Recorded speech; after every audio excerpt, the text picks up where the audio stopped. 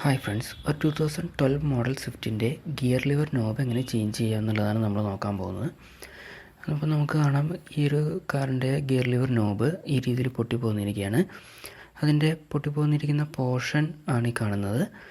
അപ്പോൾ ഇത് റിമൂവ് ചെയ്തിട്ട് നമുക്ക് എങ്ങനെ പുതിയ ഗിയർ ലിവർ നോബ് കണക്ട് ചെയ്യാം എന്നുള്ളത് നോക്കാം. മാർക്കറ്റിൽ നിന്ന് വാങ്ങിച്ച പുതിയ ഗിയർ ലിവർ നോബാണിത്. ലോക്കൽ മാർക്കറ്റിൽ നിന്നാണ് വാങ്ങിച്ചത്. ഇതിൻ്റെ വില വരുന്നത് 378 റുപ്പീസാണ്. സോ പഴയത് മാറ്റിയിട്ട് ഇതെങ്ങനെ ഫിറ്റ് ചെയ്യാം എന്നുള്ളത് നമുക്ക് നോക്കാം.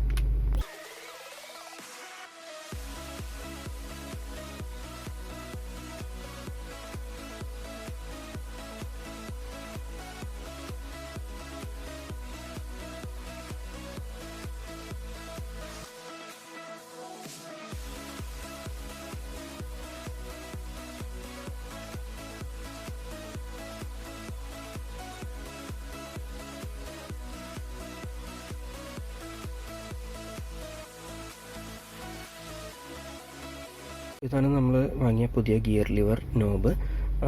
ഈ ഒരു ഗിയർ ലിവർ നോബ് നമ്മൾ നോക്കുമ്പോൾ നമുക്ക് കാണാം, ഇത് ഈ ഒരു പ്ലേസിൽ വെച്ചിട്ട് പ്രസ് ചെയ്ത് എൻ്റർ ചെയ്യുന്ന രീതിയിലുള്ളതാണ്. ചില കാറുകളുടെ ഗിയർ ലിവർ നോബ് വരുന്നത് നമ്മളിവിടെ വെച്ചിട്ട് തിരിച്ച് ടൈറ്റ് ചെയ്യുന്ന ടൈപ്പായിരിക്കും. പക്ഷേ ഈ 2012 മോഡൽ സ്വിഫ്റ്റിൻ്റെ ഈ ഗിയർ ലിവർ നോബ് വരുന്നത്, ഈ ഗിയർ ലിവറിൽ ഇത് വെച്ചിട്ട് നമ്മൾ ജസ്റ്റ് പ്രസ് ചെയ്താൽ മതി, അത് എൻ്റർ ആയിക്കോളും. സോ അതെങ്ങനെയാണ് നമുക്കിവിടെ ഫിറ്റ് ചെയ്യുന്നത് നോക്കാം. ഈ ഒരു ഗിയർ ലിവർ നോബ് റിമൂവ് ചെയ്യാനായിട്ട് നമുക്ക് ഒരു സ്ക്രൂ ഡ്രൈവറോ അങ്ങനെയുള്ള എന്തെങ്കിലും എടുക്കുക.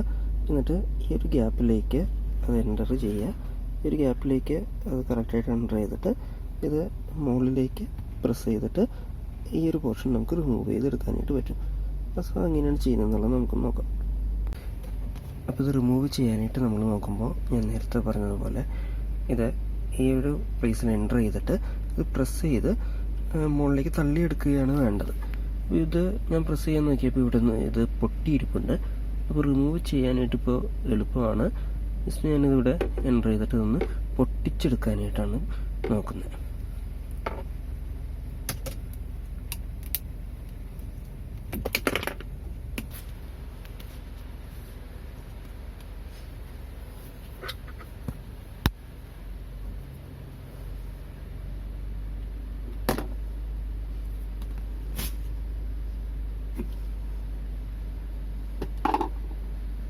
ആ നോബ് ഇതിൽ നിന്ന് ഊരി മാറ്റി.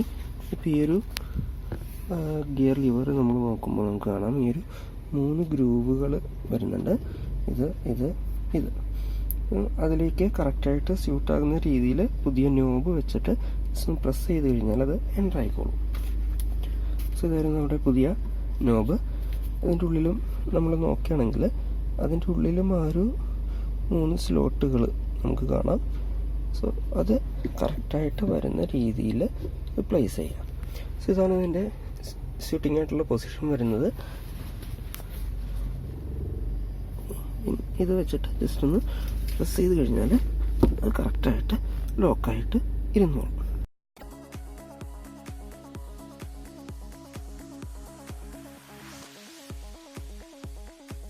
നമ്മളത് ഫിറ്റ് ചെയ്ത് കഴിഞ്ഞപ്പോൾ ഇതിപ്പോൾ ഇങ്ങനെ ചരിഞ്ഞാണ് ഇരിക്കുന്നത്. സോ ഇത് നേരെയാക്കാനായിട്ട് ജസ്റ്റ് അതൊന്ന് പിടിച്ചിട്ട് ഒന്ന് തിരിച്ച് കൊടുത്താൽ മതി. തിരിച്ച് നമുക്ക് നേരെയാക്കി വെക്കാനായിട്ട് പറ്റുന്നതായിരിക്കും. അങ്ങനെ നമ്മൾ പഴയ നോബ് മാറ്റിയിട്ട് പുതിയ നോബ് കറക്റ്റായിട്ട് ഫിക്സ് ചെയ്തു.